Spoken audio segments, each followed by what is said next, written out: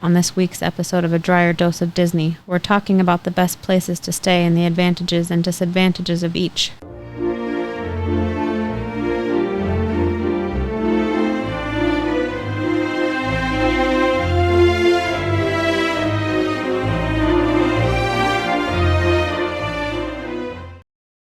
Welcome to another episode of A Drier Dose of Disney. I'm your host, Jared Dreyer, and today we're going to be talking about a topic that we get asked about quite frequently, honestly. Where's the best place to stay? Should we stay on resort? Should we stay off resort? Should we go to a Vrbo or Airbnb? So we're going to talk through all that today.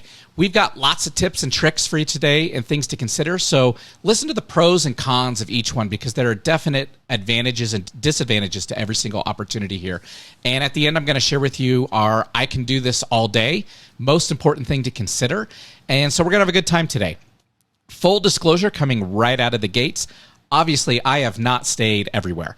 There is zero chance that I could go to California, Orlando, stay at every single resort hotel, every single non-resort hotel and whatnot. So it's impossible for me to have a perfectly formulated opinion on the best places to stay. So these are really just at a high level. Here are the advantages and disadvantages to each of these options. Here's what I've heard other people say. Here's what I've experienced myself. But full disclosure, I've not stayed everywhere. As always, we always ask that if you find value in this episode, and of course on this one, you could be saving yourself a lot of money. You could save yourself, honestly, upwards of thousands of dollars on your trip. We do ask, hey, if you found an opportunity to save some money or got a good tip or trick, visit us at our Patreon page, which is going to be in our links, and make a donation to us there to keep this podcast going.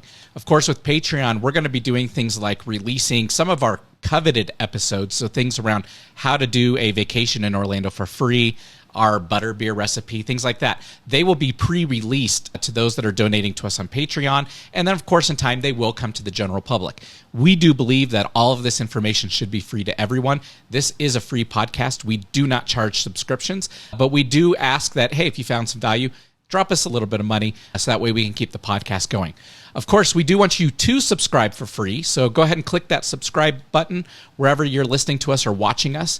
We do have our podcast available on all the major podcast platforms, as well as we do record this live, so we do have a video version of it as well over on YouTube, so check us out there. So to get things started, talking about the best places to stay while you're going to travel to Disneyland or Disney World or Universal, I want to start out by talking about my story because we've tried a lot of different things out there. In fact, on our most recent trip to Disneyland out in Anaheim, we decided for the first time to try to stay as close to the parks as possible.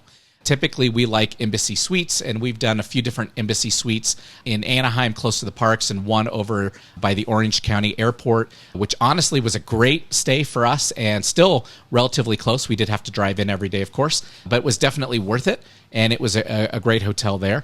But we decided, hey, let's try to get a little bit closer. So there is a brand new Element Hotel just about a block and a half away from the Disney parks and where the buses and all the shuttles drop off. It's actually right behind the cast member lot. And so we said, we'll stay over there, and then we won't have to worry about driving in or paying to park. We will be able to walk to the park. I'll say the hotel was great. They had free breakfast, which I love, and we'll talk about that in a moment here. But I underestimated how far I was going to have to walk to the parks and home from the parks every single day that we went. So we spent 4 days at Anaheim. So we did, and actually 5 if you count the time that we went to downtown Disney on our arrival day. But we spent 2 days at Disneyland and 2 days at California Adventures. 4 total days, 5 if you count that downtown Disney part. And we were back and forth, and it was almost, it's about 3/4 of a mile from the door of the Element till you're down in the center of the Disney area right next to the 2 park entrances and then downtown Disney. So it was a pretty good walk. So we're adding an extra 1.5 miles every day to our walk. There was good and bad to that. The good is obviously you're close, you're right there. The bad is that takes a little bit longer. Actually, it may have even been quicker to drive in at that point. We did save some money. I will honestly say at the end of the night, when we were tired, especially after doing a few days, it was a long walk back to the hotel sometimes.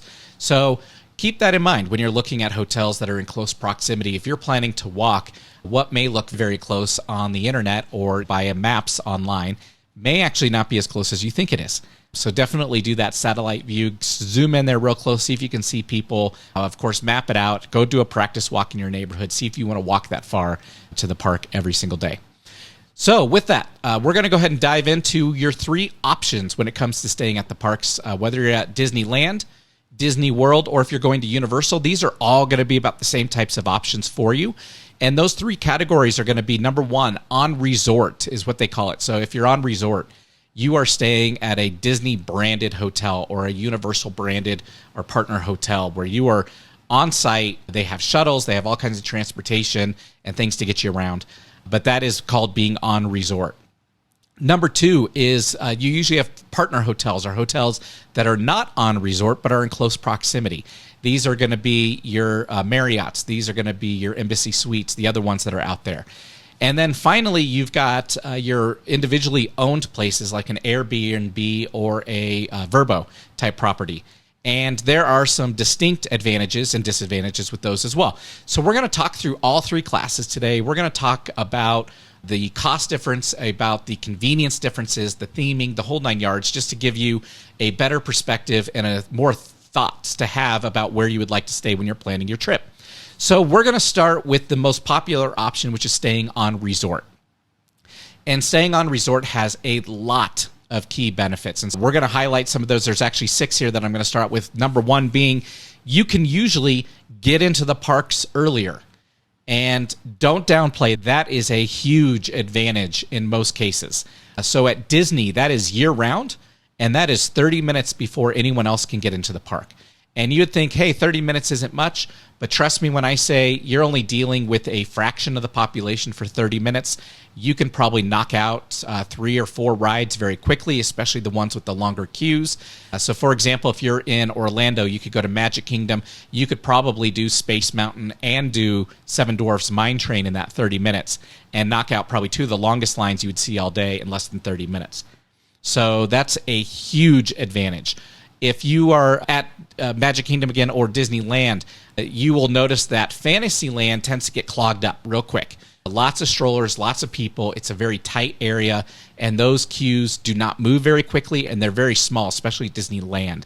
You can go knock all those out in that first 30 minutes and get all that done and get away from Fantasyland before the park opens up to the general public. So that is a huge advantage, and of course, we'll talk about how you can beat that on one of our later episodes, meaning if you don't stay on site, there are rope drop tactics and touring plans that we've done and that I will give you in those episodes that will tell you, hey, even though people are 30 minutes ahead of you, they've already done these rides, there are ways to speed up your day, get through a ton of rides, still ride everything you want to ride without having to wait too long. And then, of course, if you're going to pay for it, you have things like Lightning Lane where you can skip the line. So there are other things that you can do aside from staying on resort, but that is a big advantage. And honestly, out of all the advantages, that's the one that would drive me to consider staying on site, but then you have to balance it out against the cost. So we'll talk about that in just a moment. Back to getting into the parks early, though. At Universal in Orlando, they do allow you to get in 1 hour early, so a full hour. That's quite a bit, but keep in mind, not all of their rides are running, and they only do that during the summer. So during your normal traditional school year, and even through the holidays, they do not do that hour early entry for those that stay on site. So this is just June, July, August timeframe, and in July, it is blocked out for most of their annual pass holders. So that's where the real advantage is. So if you're looking for that advantage going to Universal, I would say target July during the year because that's when the season pass holders can't get in early, and that's when they actually have it available. Outside of that, you're going to be on par pretty much with everyone else. But that is probably the biggest benefit to staying on site. Number 2, right behind that, is the theme. If you have never been to a Disney hotel, the cast members there are just as polite and friendly and engaging as they are in the parks. This is a place that you can pretty much ask for anything and they will try to find a way to accommodate you. Now, you're not going to get anything for free, of course, but you can say, can you help me with this or point me in the right direction? And they will get you taken care of at Disney. They actually have a motto there called Everything Speaks, which if you've never heard of Dennis Snow, I do encourage you, Google him. He's got a YouTube channel. Dennis Snow used to run all the customer experience stuff for Disney years ago, and he's got a thing called Everything Speaks. And he talks to the cast members about everything you do, everything you see, the trash on the ground. It all speaks to the customer. And he gives a great display on one of his videos of it's a flower garden with a Pepsi can in the middle where the Pepsi can just stands way out in front of everything else. So great example there, but they've definitely gotten their staff members, cast members, working towards that and trying to take care of all their customers that come in. On top of that, they do have theming throughout, obviously, their hotels. At the Disneyland Hotel, that is the one I have stayed at, is the Disneyland Hotel in Anaheim. They've got things like little pieces of the teacups out front that you can take pictures in or sit in. At least when I was there, they did. They've got all the characters, whether it's a statue or a topiary out there that you can take pictures with. And, of course, in California at the Disneyland Hotel, you walk right through downtown Disney to get to the parks. It is right there, right outside your hotel. So it's very close, very convenient. It's a nice place. Within the rooms, it's a typical hotel room, but they are subtly designed. Maybe the headboard's got something Disney on it, maybe a little castle, something like that. But nothing really out of this world. The theming throughout the whole hotel is really cool, but it doesn't jump off the page at you. Now, in contrast, and I do encourage you, if you've never looked these up, please do go online, Google them. They are great for a good 30 minutes to just browse through photos and stuff. The Disneyland Hotel has multiple suites that run thousands of dollars a night, and they are themed. So they've got like a Pirates of the Caribbean suite. They have a Thunder Mountain type suite. So when you go look at those, they are like usually, I think, 2 or 3 bedrooms. They've got all kinds of theming throughout the whole place. The Thunder Mountain one's got a barrel in the bathroom for the sink, I think, stuff like that. So they've got some really cool theming throughout those. Of course, like I said, they are thousands of dollars a night, and I've always wanted to stay in one of those. I've always thought, hey, it would be great. Get a group of 2 or 3 families together. Let's all pitch in. But still, in all honesty, it'd probably be more than $1,000 a piece per night. And that's very pricey. That is astronomically pricey. So something that I probably will never do unless I win a contest of some sort to get a chance to stay there. But go check them out. Go look at the pictures. They're really cool to see. Outside of that, there's not a whole lot of other theming. So it's very standard, just like any other hotel. They don't do many things very different than that other than what's in the lobby areas. Everything at the Disney resorts, and I believe also through Universal, you can build to your room. So anytime you're eating out at one of their restaurants or anytime you're in the parks and you buy something, it all goes onto that same tab, onto that same check. So when you check out at the end, you're going to have one massive bill instead of 400 little ones from the course of your week there. But that, for some people, is convenient. In Orlando, you can use your Magic Band. Unfortunately, Disneyland in California does not have that. But in Orlando, you can use your Magic Band and bill everything to your room. We already talked, it's a little bit closer to the parks, especially at Disneyland out in California. Like I said, the Disneyland Hotel goes right up against the downtown Disney district. And then on the other side, they have the Grand Californian Hotel, which actually has an entrance into the California Adventure Park over by the Grizzly River Rapid Run. So that's a cool feature to have over there where you can just walk right into the park from your hotel. Out in Orlando, obviously, they've got dozens of Disney resort hotels. Some of them, like the Contemporary, the monorail goes through the Contemporary Hotel, so that's got a station there. That makes it real convenient. The Polynesian and the Grand Floridian, I believe, both have boats that will pull up to the docks and take you to the parks, specifically Magic Kingdom. So there's a lot of transportation options there. More recently, in the last couple of years, they got a new sky ride that was just erected out there that was put together. And my sister actually stayed at one and took the sky ride into Hollywood Studios. She said it was very convenient for them. In addition to that, they also have shuttles. They now have the mini buses are back. So these are little vans or taxis that look like Minnie Mouse with the polka dots. And they will drive you around all within the resort there. So a lot of cool features, a lot of easy transportation. They want to make sure they are getting you in and out of their parks. Disadvantage: you can't go from Disney to Universal with those. So if you're going to look to hit both of them, then you're probably either going to need an Uber or a Lyft or a rental car to get to Universal. Now, in Orlando, Universal is probably only about 7 miles away from most of the Disney resort area. It's just north of there on the 4. In California, it is very far away. It is in downtown LA. So you have to travel quite a ways to get to Universal Hollywood if you're going to go over there. So a little bit further, a little bit more work to get there, a lot more expensive. And then one advantage that we'll talk about with each of the hotel classes here are, can you use points? And at the Disney resort, no, typically you can't use points with two exceptions. And that is in Orlando, the Disney Swan and the Disney Dolphin Hotel both accept points through the Starwood program. And we will talk about that in depth on the How to Go to Disney for Free podcast. So listen to that one, download that one when it's available. Again, and those that donate through Patreon will get earlier access to that material. So if you want to get that as soon as possible, please donate to us on Patreon. But we will eventually make that free for everyone. But the Starwood hotel program is one that works really well in a way to use points there. Now, the point redemption levels are very high due to it being on site at Disney and being a Disney, I believe it's a 4-star hotel there. So it takes a lot of points to get a room over there. But very cool feature that you can use points. That is the only one that I'm aware of that you can use points on. Biggest disadvantages of staying on resort are, number one, and this is by far, this is the one that's kept me out, is the cost. If you go to the very, very cheapest hotel in Orlando that's on resort, which is probably Art of Animation or the sports hotel out there, it's still at least double what you would pay spending at a normal hotel within a mile or two of where you're at. So the question is it worth that experience of staying on resort for paying at least double the price? And that's at the least expensive one. If you're going upwards from there, these rooms get up to $600, $700, $800 a night. If you go to the suites, like we talked about, they're over $1,000 a night, or multiple thousands if you go to the themed ones. So it's much, much more expensive to go to a Disney hotel and Disney resort. Now, in addition to that, you don't get anything free.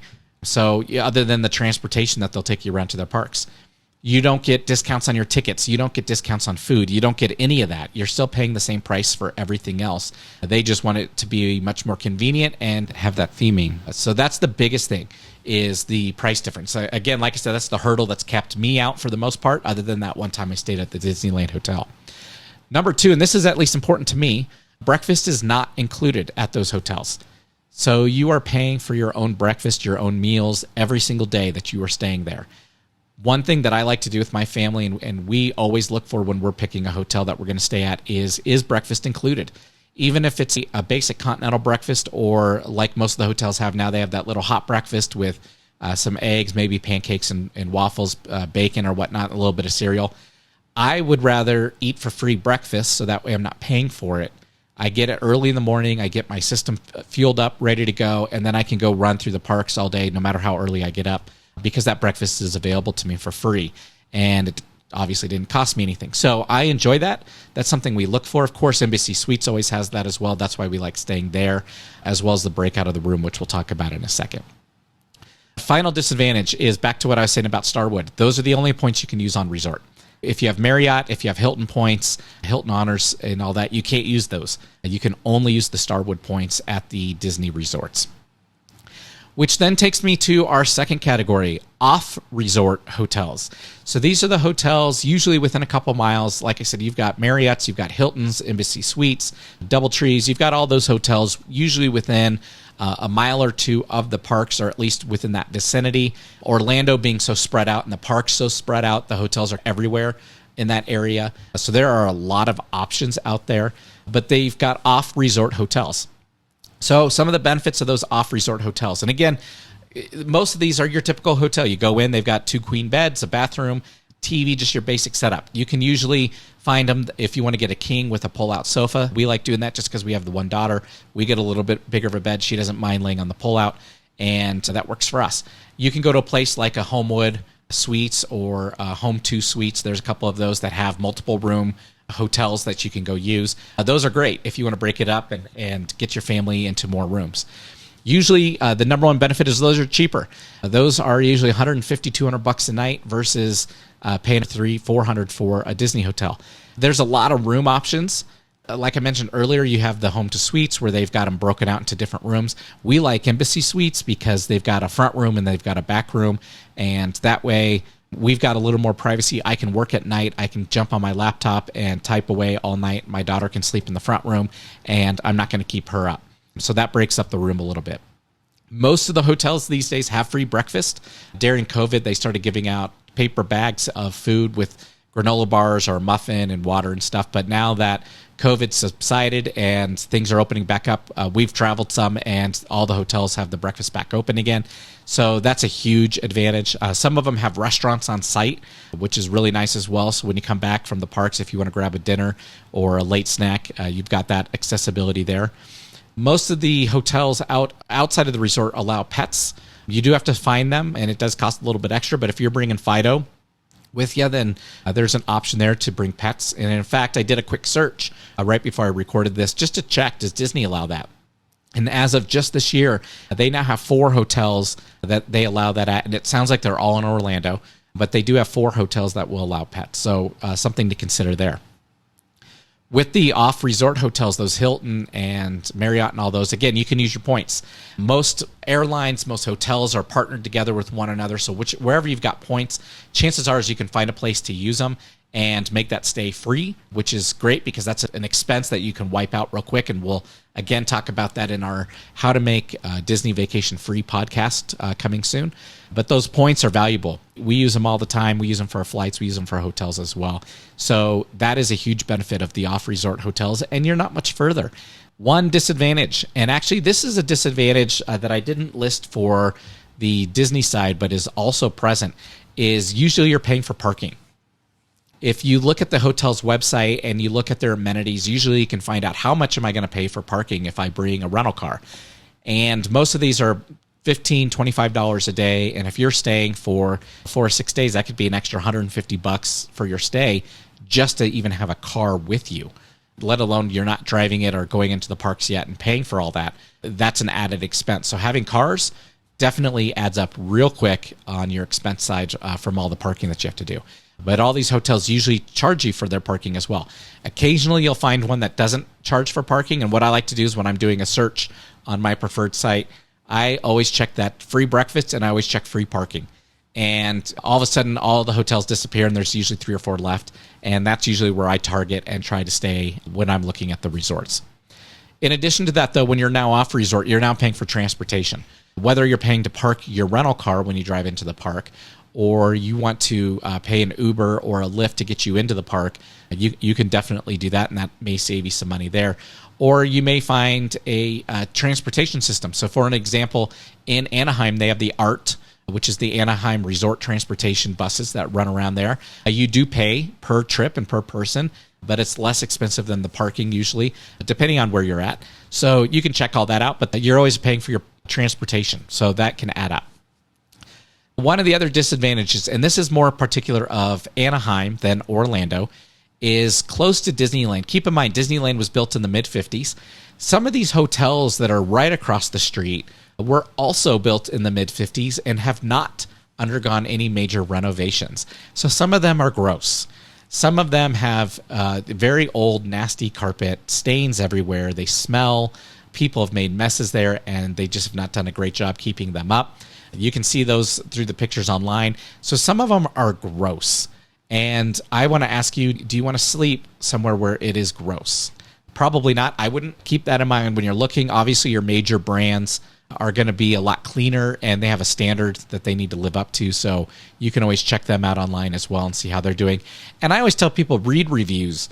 The reviews are going to give you the best indicator of what's going on there, especially recent ones. That was really important during COVID and may again become important if another pandemic or something happens. But when I would read where we were traveling to during COVID, read those reviews, you would find out real quick, did they offer breakfast or were they doing paper bags? People would write about that. Is their pool open? If you're going to and you want to use the pool, read a review before you go, because chances are sometimes those pools get closed. And if somebody says the pool's closed or under renovation or the elevator's closed, that is something to consider. That could impact your stay. Definitely check out those reviews before you go. But again, in Anaheim, some of them are gross. Some of them are brand new and very nice, but some are gross.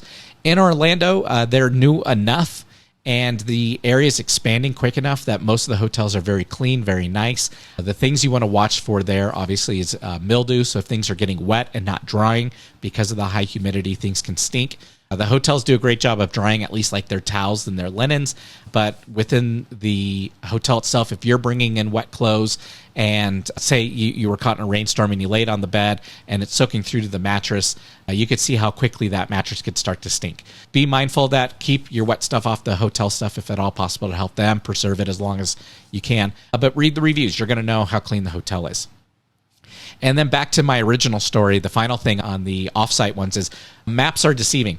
So when you're looking at a map and how close it is, it may on the screen look like, oh man, we're right on top of Disney. You may be a couple miles away. And trust me when I say you do not want to walk a couple extra miles at the beginning or the end of your day after you've spent all that time in the parks. If you're that far, you're better off driving in, paying for parking, riding the tram, getting up close, and then starting your day with the walking aspect of it. Zoom in a little bit closer, get an idea of how far apart buildings are. You can do a satellite view, see how big cars are or people are, and that'll give you a good indication. That brings me now to the final category, and that is the Airbnb or Vrbo type property, so vacation rental by owner. These are properties that are owned by individuals, usually in close proximity, again, to the parks, that they are renting out for short-term rentals, like a hotel. The benefits of these is usually, they are the least expensive. They are going to try to undercut all the hotels. They want to keep that occupancy as high as possible and use the space as much as they can. So they are going to usually be your least expensive. So if you're looking to save some money, definitely check these out. Probably the biggest advantage aside from the cost is they almost all have multiple rooms. So when you're going into a condo or a townhome or even a house, you could find one from a 2, 3, 4, 5, 6. I've seen 7, 8, 9 bedrooms. Now, when you're getting into 7, 8, and 9, I would imagine they probably don't have 7, 8, or 9 bedrooms, but they may have a living space like a living room that converts or an office that converts, or they've got an attic that they've refinished and they made that into a bedroom there. Your more common houses with 2, 3, 4, 5 bedrooms are going to sleep a lot more people than what you'd get at a hotel. And if you're traveling with friends and family, definitely something I'd encourage you to do. Look at it, split it.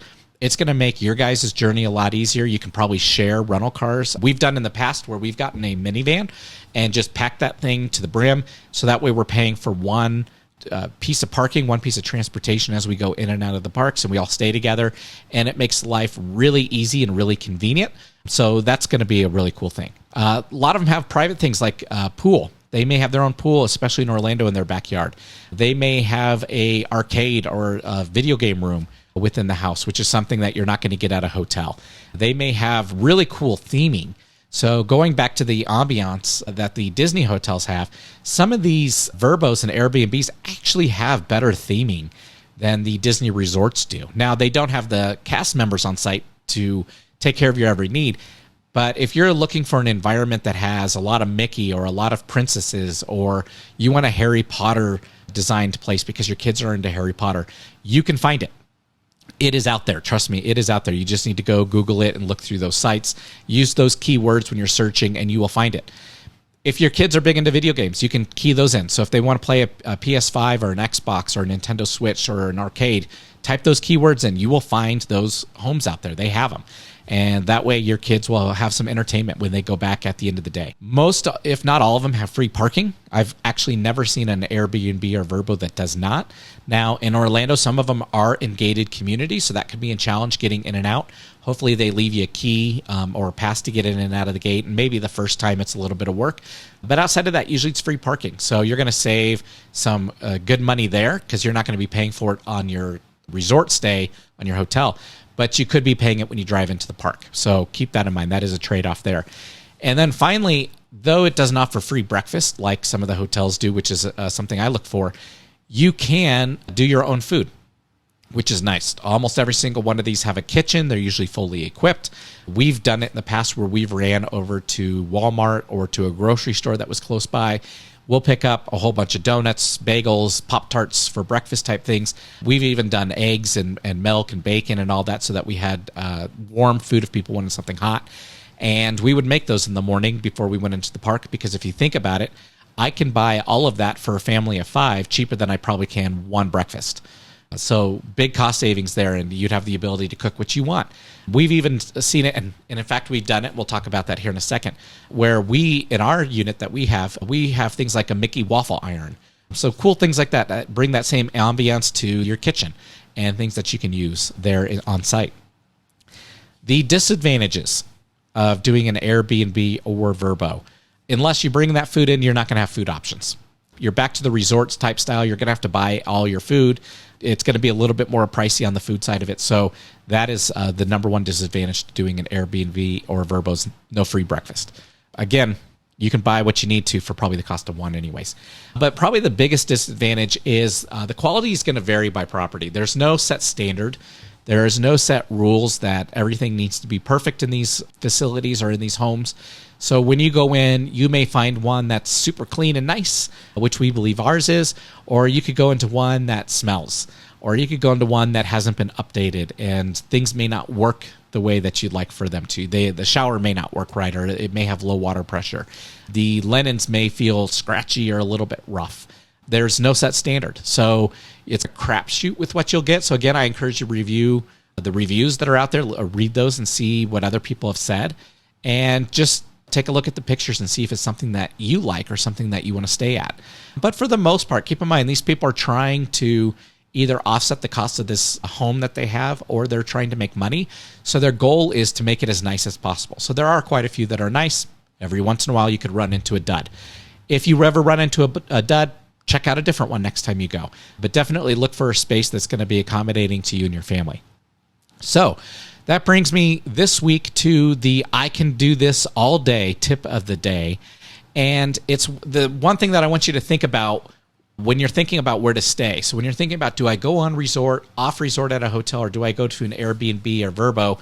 This is the most important thing to think about, is what do I want or need out of a hotel or where I'm staying? Okay.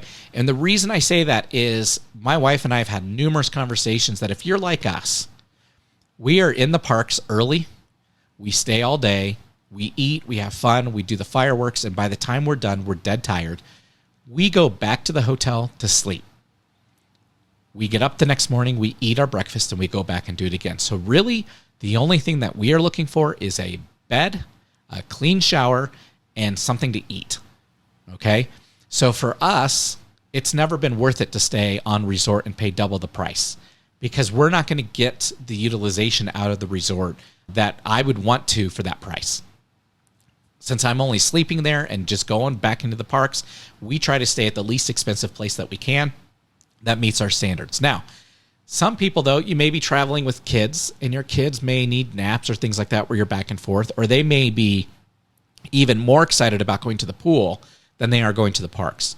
So that's something to consider. If that's the most important thing to you, then yes, by all means, make sure you check out a resort that has an awesome pool and has really cool features, because in specifically Orlando, a lot of them have water slides or a water park attached to them. You'll actually find that quite a bit in Orlando.